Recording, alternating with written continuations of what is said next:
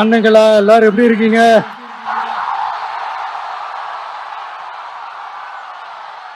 சாப்பிட்டீங்களா எல்லாரும்? சாரி கொஞ்சம் லேட் ஆயிடுச்சு. என் நெஞ்சில் குடியிருக்கும் உங்கள் அனைவருக்கும்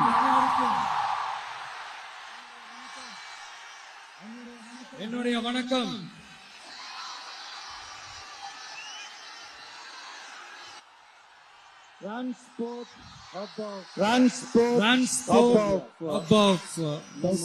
சவுத் இந்தியா நம்ம நாமக்கல் மாவட்டம். இங்க நீங்க பாத்தீங்கன்னா இந்த லாரி பாடி கட்டுற தொழில இருந்து இன்னும் நிறைய தொழில்கள் செய்யற ஊரும் நம்ம நாமக்கல் ஊர் தான்.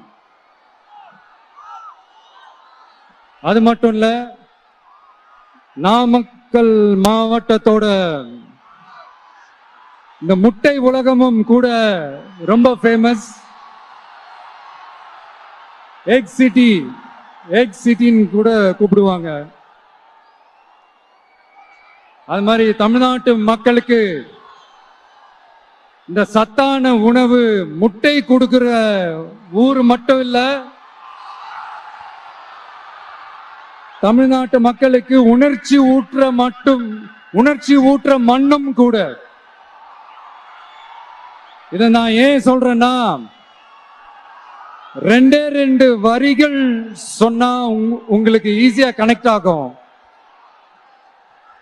தமிழன் என்று சொல்லடா, தலை நிமிர்ந்து நில்லடா. எப்படி? தமிழன் என்று சொல்லடா, தலை நிமிர்ந்து நில்லடா. இந்த நாடி நரம்பெல்லாம் ரத்தம் பாய்ச்சுற இந்த வரிகளை எழுதினது யார் தெரியும்ல? யார் எழுதுனா? விஜயகாந்த் சார் சொன்னாரு. ஆனா நம்ம அண்ணன் கேப்டன் அவர்களுக்கு மட்டும் இல்ல, நமக்கும் சேர்த்து எழுதின இந்த வரிகளை யார் எழுதினது தெரியும்ல? நாமக்கல் மாவட்டத்தை சேர்ந்த மேகனூர்ல பிறந்த நாமக்கல் கவிஞர் திரு ராமலிங்கம் பிள்ளைதான், அவர்கள்தான். அடுத்து தமிழ்நாட்டு மக்களுக்கு இந்த இடஒதுக்கீடு உரிமையா வழங்கினதும் இதே நாமக்கல் மாவட்டத்தை சேர்ந்த திருச்செங்கோடு பகுதியில இருக்கிற ஒருத்தர் தான்.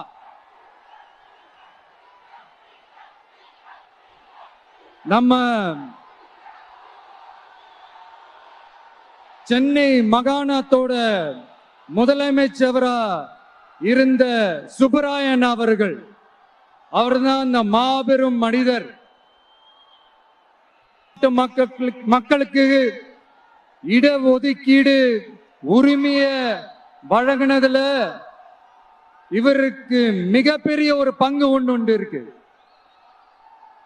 அதுதான் இந்த கம்யூனல் GO 1071 அதை கொண்டு வந்து பட்டியலின மக்களுக்கும் பிற்படுத்தப்பட்ட மக்களுக்கும் இத வழங்கினார். அதனாலதான் அவரு முதலமைச்சரா பதவியேற்றதுக்கு அப்புறம் முதல் தமிழர் அப்படின்ற அந்த பெருமையோட சொன்னது மட்டும் இல்லாம, இதே நாமக்கல்ல அவருக்காக ஒரு மணிமண்டபம் கட்டுவோம்னு வாக்குறுதி நம்பர் 456 கொடுத்தது யாரு?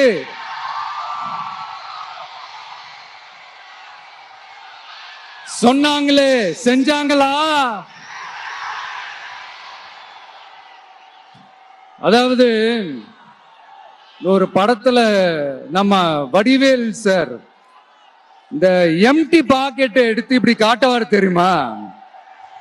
அந்த மாதிரிதான் ஒவ்வொரு வாக்குறுதியும் படிச்சுட்டு அந்த எம்டி பாக்கெட்டை இப்படி நம்ம காட்ட வேண்டியதுதான்.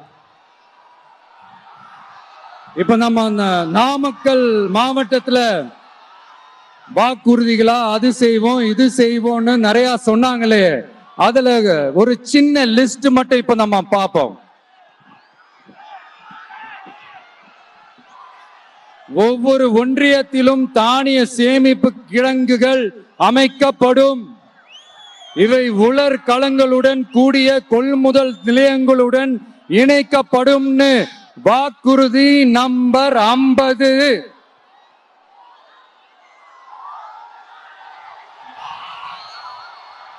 கொப்பரை தேங்காயை தமிழக அரசே கொள்முதல் செய்யும்.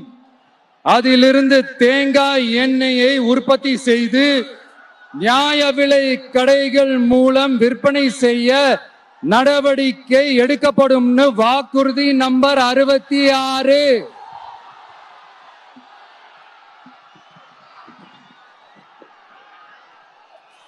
நியாய விலை கடைகளில் நாட்டு சர்க்கரை, வெல்லம் ஆகியவற்றை விநியோகம் செய்ய நடவடிக்கை எடுக்கப்படும். வாக்குறுதி நம்பர் 68. அரசு ஊழியர்கள் மற்றும் ஆசிரியர்களுக்கு மட்டும் இல்ல, போக்குவரத்து ஊழியர்களுக்கும் பழைய ஓய்வூதிய திட்டம் செயல்படுத்தப்படும். வாக்குறுதி நம்பர் 152. இதெல்லாம் சொன்னாங்களே, செஞ்சாங்களா? இப்ப நம்ம நாமக்கல் மாவட்டத்துக்கு வருவோம்.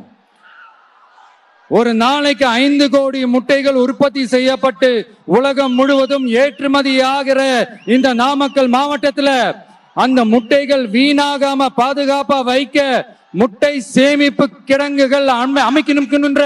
அந்த கோரிக்கையும் பாக்டீரியா மற்றும் வைரலாஜிக்கல் பரிசோதனையை மேற்கொள்ள ஆராய்ச்சி மையம் அமைக்கணும்ன்ற கோரிக்கையும் பல ஆண்டுகளா இருக்கு. ஆனா அதை இதுவரைக்கும் ஆண்ட கட்சிகளும் சரி, இப்ப ஆளும் கட்சிகளும் சரி, அத பத்தி கொஞ்சம் கூட யோசிக்கவே இல்லை. அப்புறம் திமுக எம்எல்ஏவுக்கு சொந்தமான ஒரு மருத்துவ கல்லூரியில் நடைபெற்ற கிட்னி திருட்டு, அதுதான் நாடறிஞ்ச விஷயமாச்சு. அத நான் திருச்சியிலே பேசியிருந்தேன். ஆனா அதுல நம்ம நாமக்கலை சேர்ந்தவங்க தான் அதிகமா பாதிக்கப்பட்டிருக்கிறதா சொல்றாங்க. அதிலும் குறிப்பா விசைத்தறியில் பணிபுரியும் ஏழை பெண்களை குறிவைத்து அந்த கிட்னி திருட்டு நடந்திருக்குன்னு சொல்றாங்க.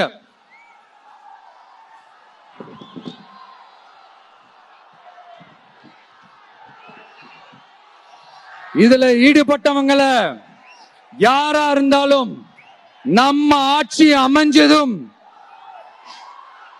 கடுமையாக தண்டிக்கப்படுவார்கள். இந்த கிட்னி திருட்டுக்கு ஆரம்பம் எங்க இருக்குன்னு பாத்தீங்கன்னா கந்துவட்டி கொடுமையில இருக்கு. அதாவது விசைத்தறி தொழிலாளர்களோட வாழ்க்கை தரத்தையும் பொருளாதாரத்தையும் இந்த ஏமாற்று மாடல் திமுக அரசு மேம்படுத்தாத காரணத்தால அவங்க கிட்னி விற்கிற அளவுக்கு தள்ளப்பட்டிருக்கிறாங்க. இது எவ்வளவு பெரிய ஒரு கொடுமை! விசை தொழிலாளர்களோட வாழ்க்கை தரத்தையும் பொருளாதாரத்தையும் மேம்படுத்த தேவையான தீர்வுகளை யோசிச்சு உறுதியா எங்க தேர்தல் அறிக்கையில சொல்வோம்.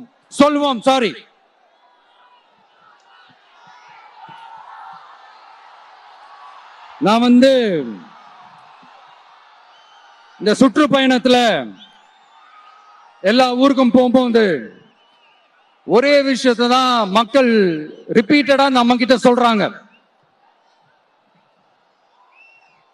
அடிப்படை சாலை வசதி, குடிக்க நல்ல குடிநீர், ஒரு நல்ல மருத்துவ வசதி இல்ல, நல்ல டாக்டர்ஸ் இல்ல, பெண்கள் பாதுகாப்பு. இதத்தான் அவங்க கேட்கிற இந்த அடிப்படை விஷயங்கள். அவங்க பெருசா எதுவுமே கேட்கறது இல்ல. என்னப்பா இந்த விஷயம் எங்க போனாலும் கேள்வியா கேட்கிறாரு. இவர் வந்தா என்ன செய்வாருன்னு கேட்டதுக்கு 2 இடத்துல அதுக்கான விளக்கத்தை ஒண்ணு சொன்னோம். கல்வி, ரேஷன், மருத்துவம், குடிநீர், அடிப்படை சாலை வசதி, மின்சாரம், போக்குவரத்து, பெண்கள் பாதுகாப்பு, சட்டம் ஒழுங்குன்னு இந்த மாதிரி அடிப்படை விஷயங்கள்ல எந்த சமரசமும் இல்லாம கரெக்டா செய்யப்படும்னு சொன்னோம். இதைத்தானே எல்லாரும் சொன்னாங்க. அதே தான் இவரும் சொல்றாரு. இவர் என்ன புதுசா என்ன சொல்லிட்டாரு? புதுசா எதுவுமே சொல்லலையே. ஐயா, அரசியல் மேதைகளே, பெரியவங்களே, ஒரு மனுஷனுக்கு சாப்பிடறதுக்கு நல்ல சோறு, படிக்கிறதுக்கு நல்ல கல்வி, குடிக்கிறதுக்கு நல்ல குடிநீர், அவனை பார்த்துக்கிறதுக்கு நல்ல மருத்துவ வசதி, வேணுங்கிற இடத்துக்கு போயிட்டு வர்றதுக்கு நல்ல போக்குவரத்து, அதுக்கான சாலை வசதி, பாதுகாப்பான ஒரு வாழ்க்கை, இதுதானே ஒரு மனுஷனுக்கு அடிப்படை தேவை. இன்னைக்கும் இது நம்ம எல்லாருக்கும் இது தேவைதானே. அப்புறம் அதை சரியா செய்வோம்னு சொல்றது தானே சரி. அதனாலதான் சொன்னோம், எது நடைக்கு சாத்தியமோ, எது உண்மையோ அதை மட்டும் தான் சொல்லுவோம், அதை மட்டும் தான் செய்வோம். இந்த திமுக மாதிரி பொய்யான வாக்குறுதிகளை எப்பவுமே கொடுக்க மாட்டோம். புதுசா சொல்லுங்க, புதுசா சொல்லுங்கன்னா என்னத்த சொல்றது? எனக்கு புரியலையே. என்னத்த புதுசா சொல்றது?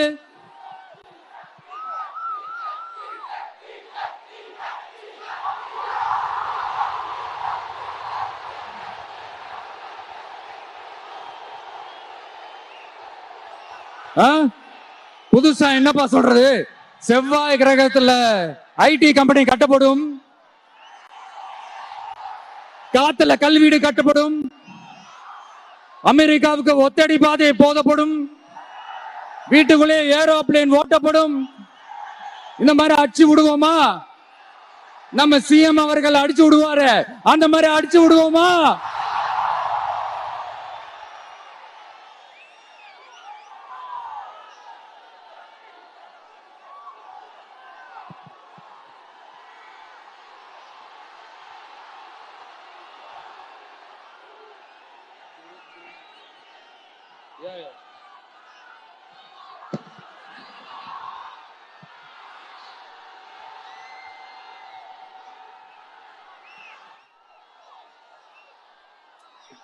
நான் ஏற்கனவே சொன்னதை தான் இங்க நான் திரும்பவும் சொல்றேன்.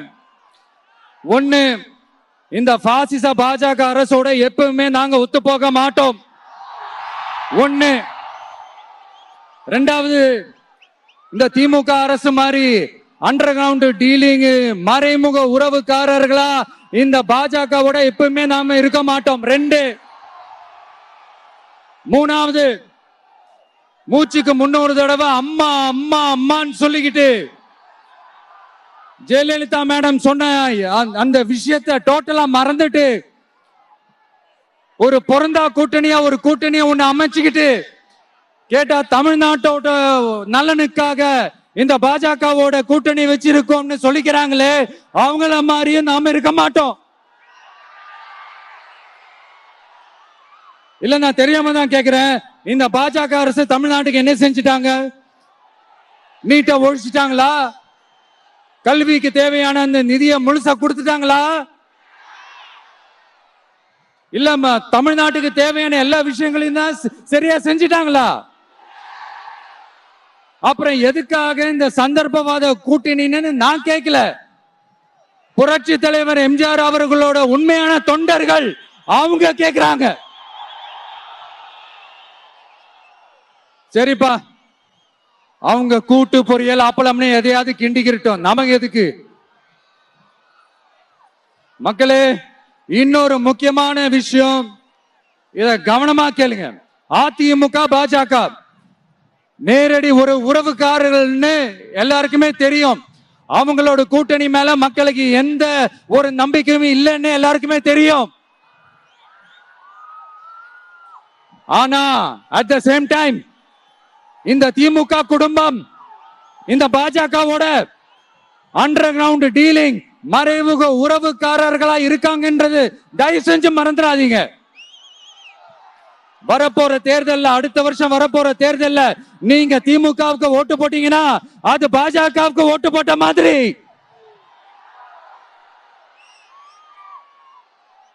வெளியில அடிச்சுக்கிற மாதிரி அடிச்சுப்பாங்க, ஆனா உள்ளுக்குள்ள வேணாம். மக்களே, ஜாக்கிரதை, யோசிங்க.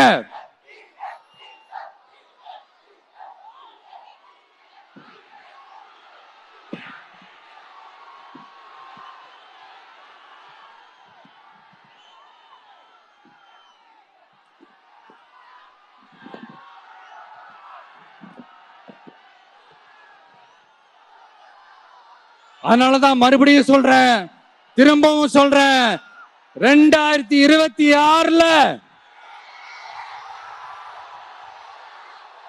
ஒண்ணு இன்னொன்னு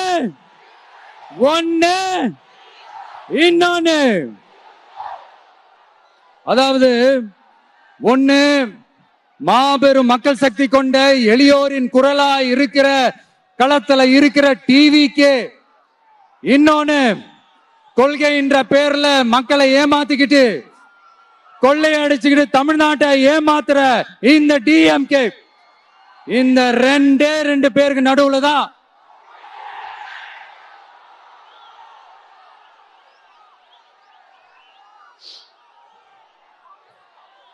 இப்படி ஒரு மோசமான ஒரு ஆட்சியை கொடுக்கறாங்களே. இந்த திமுக அரசு மறுபடியும் ஆட்சிக்கு வரணுமா? உங்க உண்மையான மக்களாட்சி, மனசாட்சி உள்ள மக்களாட்சி, உங்க நம்ம டிவிக்கு மறுபடியும் ஆட்சி அமைக்கணுமா? சாரி, இப்ப ஆட்சி அமைக்கணுமான்னு கேட்டேன். சாரி. நண்பா, நண்பி, தோழா, தோழி, என் மேல இவ்வளவு நம்பிக்கை வச்சிருக்கிறீங்களா? என்ன இவ்வளவு நம்புறீங்களா? பார்த்தலாம், ஒரு கை பார்த்தலாம். சத்தியமா சொல்றேன், நானும் ஒரு 2-3 வாரத்துக்கு முன்னாடி என்னமோ ஏதோ நினைச்சேன். பார்த்தலாம், சத்தியமா பார்த்தலாம். கான்பிடண்டா இருங்க மக்களே, நல்லதே நடக்கும், வெற்றி நிச்சயம். மீண்டும் சந்திக்கும் வரை நன்றி, வணக்கம்.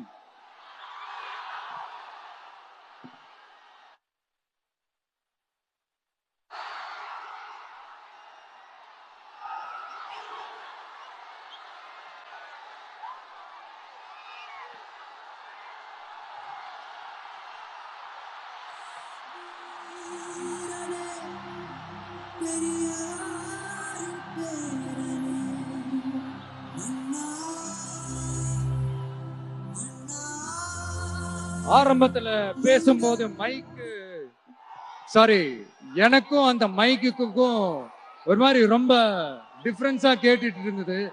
அதனாலதான் கொஞ்சம் அந்த ரிதம் பிடிக்கிறதுக்கு கொஞ்சம் டைம் ஆயிடுச்சு. Okay, thank you so much.